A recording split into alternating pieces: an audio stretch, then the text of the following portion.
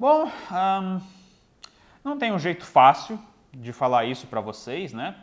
Então, eu só vou dizer logo de uma vez.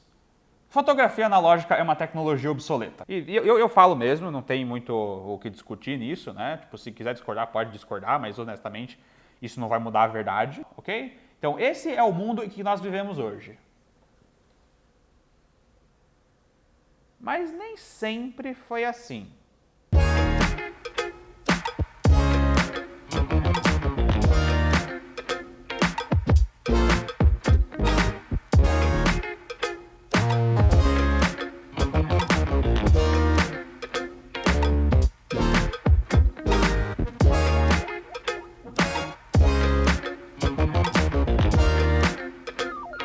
Sejam bem-vindos. Meu nome é Ricardo Kobayashi, eu sou formado em bacharelado e licenciatura em artes visuais pela Unesp. E essa série de vídeos é um projeto no qual eu falo um pouco sobre as disciplinas de mídia do IA da Unesp. E no episódio de hoje a gente vai falar um pouco sobre a matéria de mídia 3, também conhecida como fotografia analógica. Antes da gente começar, deixa eu ser completamente honesto e transparente com vocês. Mídia 3 é a matéria que eu menos conheço.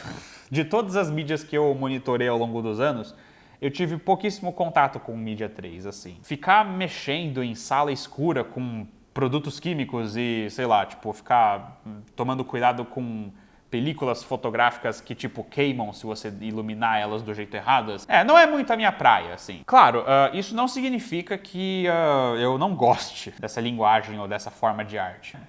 Afinal, eu acabei desenterrando essa antiga máquina fotográfica do meu tio e ela funciona a filme, né?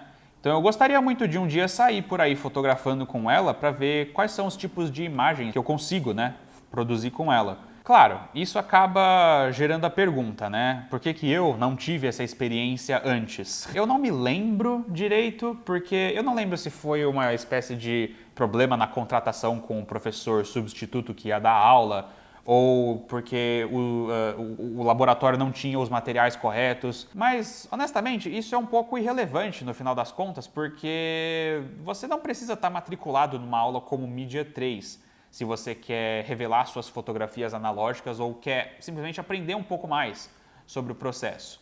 Desde que você consiga respeitar o espaço, né, e seguir as orientações dos professores e monitores que cuidam do laboratório de fotografia analógica, você pode ir lá quando estiver disponível e aberto para você. É uma questão de você se organizar com os responsáveis por esse espaço para garantir que você consiga fazer, né, todos os seus trabalhos e produções individuais com segurança, porque esses materiais químicos eles são relativamente nocivos à saúde se usados do jeito errado, e também porque é um espaço coletivo, né? Então você precisa aprender a cuidar desse espaço para que outras pessoas também possam ter acesso e usufruir dele. Apesar da gente ainda viver bem rodeado pela eficiência das imagens digitais, o mundo fílmico, né, das imagens analógicas, ele ainda consegue cativar a gente por razões subjetivas.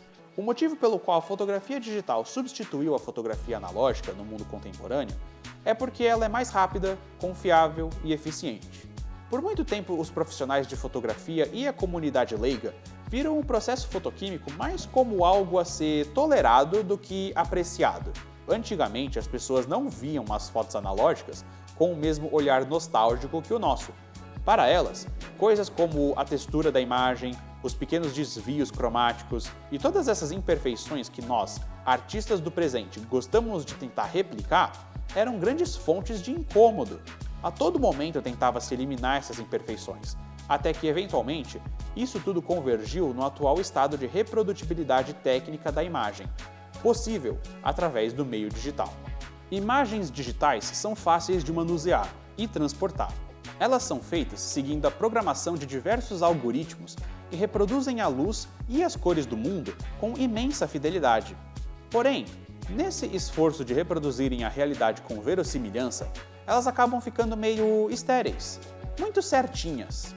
Nesse cenário, imagens analógicas oferecem uma perspectiva estilizada da realidade, uma visão mais orgânica, menos higienizada do mundo à nossa volta. E isso faz com que elas apresentem uma ótima oportunidade para artistas visuais enriquecerem o próprio processo criativo. Inclusive, vale a pena dizer que o Instituto de Artes da Unesp, enquanto escola de artes, ele oferece muitas expressões artísticas que são tecnicamente antigas, mas que justamente pelo fato, de elas estarem ultrapassadas em termos de eficiência e de confiabilidade, elas conseguem oferecer experiências muito interessantes para a construção da poética interior dos artistas, justamente porque elas não estão mais sendo regidas pela pressão de estarem funcionando perfeitamente o tempo inteiro. Portanto, vamos ver como é fazer uma fotografia do jeito antigo. Fotografia é uma palavra que vem da junção de duas palavras gregas. Photo, que significa luz, e graphes, que significa escrever ou desenhar. Ou seja, fotografia é o ato de desenhar com a luz, de usar a luz para criar uma imagem em um meio material, seja através do uso de um material sensível, mas também eletronicamente, através de um sensor digital. Na aula de Mídia 3, você irá aprender as diferentes formas de se gravar a luz e, por extensão, a sombra, em uma imensa variedade de materiais fotossensíveis ou quimicamente alterados para se tornarem fotossensíveis. A fotografia analógica é apenas uma das linguagens que é possível de se explorar nesse ambiente, pois também será possível experimentar com cianotipia, revelações em papel salgado, ampliações em papel fotográfico, etc. É uma disciplina composta de muitos conhecimentos técnicos e operacionais, pois a fotografia analógica envolve processos muito delicados, que só conseguem se converter em obras de arte através de um domínio mínimo dos processos de captura, revelação e preservação. Isso permite que o estudante de Mídia 3 possa explorar sua poética na escolha das imagens que ele captura através do olho criador da câmera e do tratamento que ele executa nessas imagens através de reações químicas e físicas dos registros fotográficos. Essencialmente, o processo da gravação da luz pode ser feito de diversas maneiras, mas o princípio permanece o mesmo. Você tem uma fonte de luz e um material de suporte que possui várias características químicas especiais que fazem com que ele reaja quando exposto à luz. Quando a luz tocar nesse material, ela vai gerar uma queimadura, e onde ela não tocar, o material vai ficar preservado. Por exemplo, a pele humana é fotossensível. Então, de certa forma, quando você vai tomar sol na praia e você esquece de passar protetor solar, e aí você acaba ficando com a marca da sua roupa ou do seu biquíni ou maiô e etc., você está basicamente fazendo uma fotografia na sua pele. Vocês querem um exemplo mais extremo?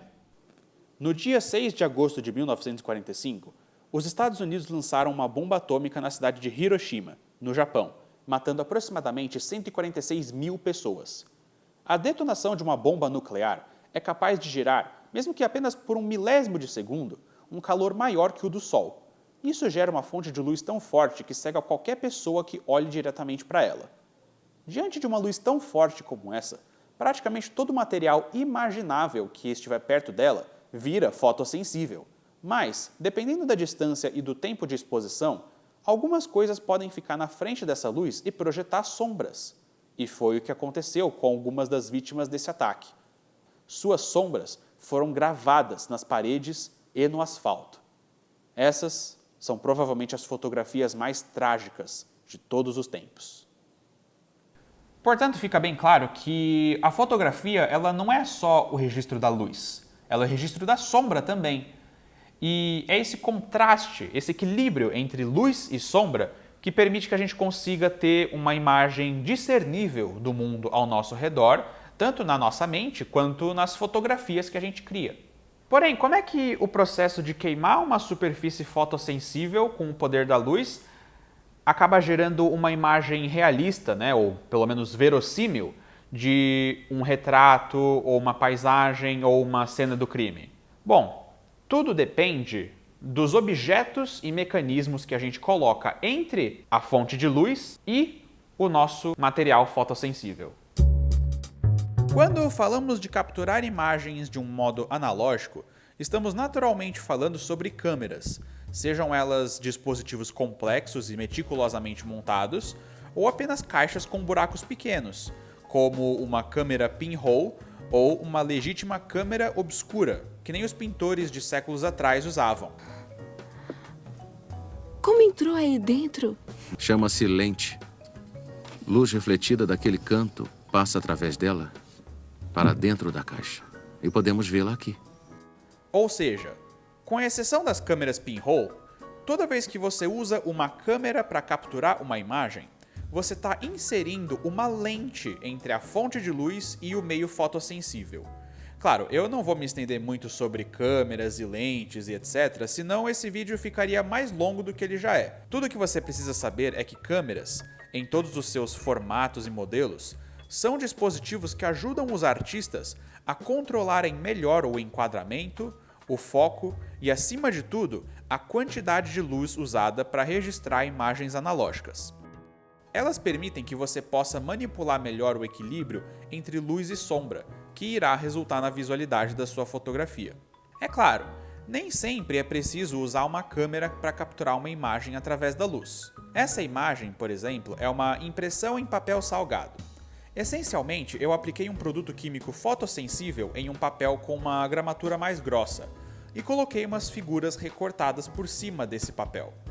Em seguida, eu coloquei esse conjunto diretamente abaixo de um canhão de luz que iluminou o papel e fez o material fotossensível reagir e gravar o decalque das figuras recortadas.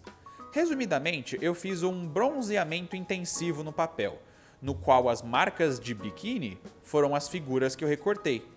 Mas você não precisa se restringir a figuras sólidas e opacas para gerar os seus decalques. Se você quiser, você pode inserir objetos semi-transparentes entre a fonte de luz e o material fotossensível, como uma imagem impressa em um papel de acetato ou uma chapa de raio-x. Ei, nada impede você de introduzir processos supostamente digitais na aula de fotografia analógica. Afinal, estamos todos experimentando.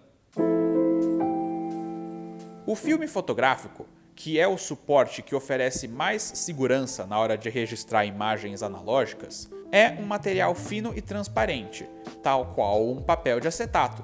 E quando uma imagem capturada em um filme é introduzida entre uma fonte de luz e um papel fotográfico, por exemplo, a imagem projetada pelo filme é ampliada e impressa no papel. Mas antes da foto ser ampliada no papel, ela precisa ser revelada no filme. O filme fotográfico é composto de uma combinação bem delicada de materiais químicos. Dependendo do fabricante do filme, esses materiais podem variar, mas quase todos os tipos de filme fotográfico são revestidos de cristais microscópicos de haleto de prata. Quando a luz bate nesses cristais, os átomos que compõem eles recebem uma carga de energia na forma de elétrons, proporcional à quantidade de luz que incide sobre eles. Ou seja, os átomos desses cristais conseguem registrar a diferença entre luz e sombra. Porém, esse fenômeno não é imediatamente perceptível a olho nu. A revelação de um filme fotográfico é um processo delicado e que não pode ser feito de qualquer jeito. Mas, essencialmente, a revelação é o processo que faz com que materiais sensíveis à luz se tornem em materiais com imagens visíveis e fixadas o suficiente para serem apreciadas. A diferença é que, no filme fotográfico, a imagem registrada é um negativo, uma versão nos quais os níveis de luz e sombra estão invertidos, assim como as cores. É através da ampliação que um filme negativo consegue se transformar em uma fotografia positiva. Por último, a fotografia analógica não é apenas definida pelo ato de capturar e revelar fotos, mas também de preservá-las.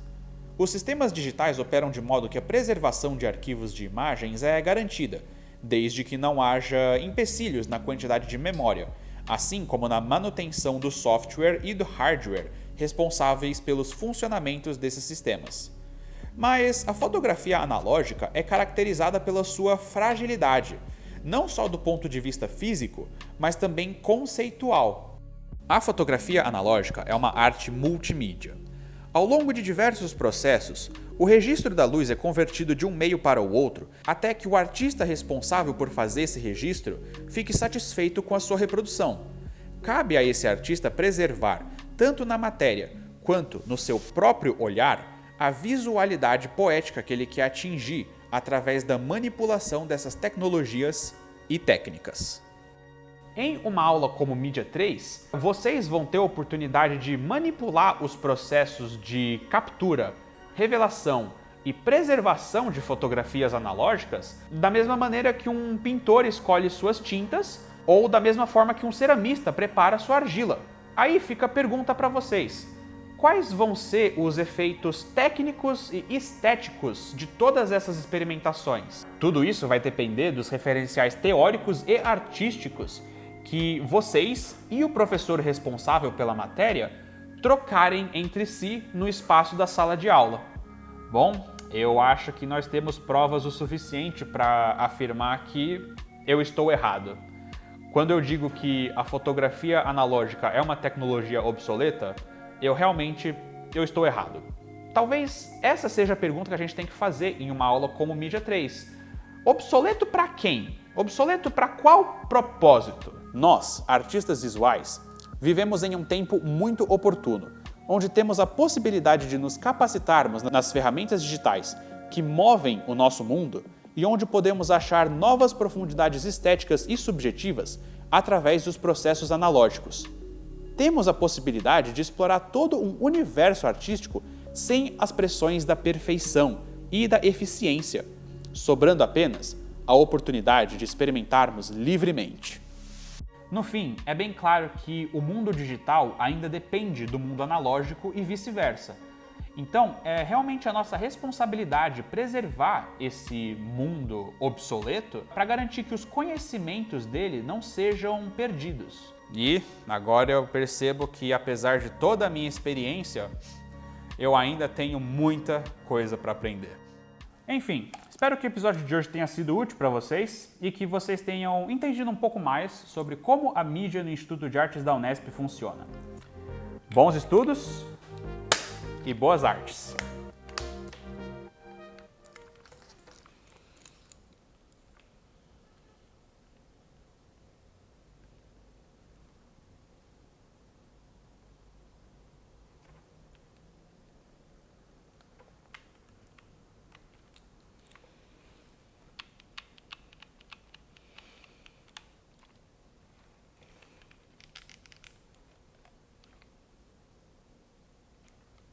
Ai, não tem pilha. Eu esqueci que não tinha pilha.